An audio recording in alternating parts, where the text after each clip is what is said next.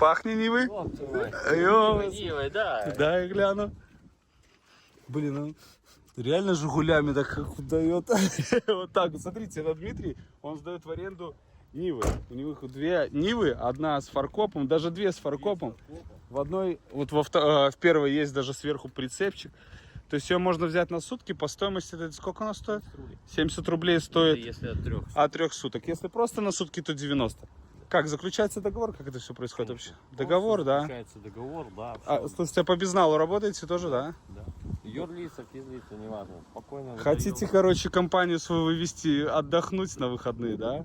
Взяли две Нивы сразу и поехали. Вот так. Прицепик, лодочка, не знаю, что-нибудь еще. И отдыхать. Вот так. Лес, Контакты у Димы будут, и номер телефона ставлю, поэтому набирайте. Знаете, находится это все на Карвата улице. Приехали, сняли и погнали по всей Беларуси. Вот так вот.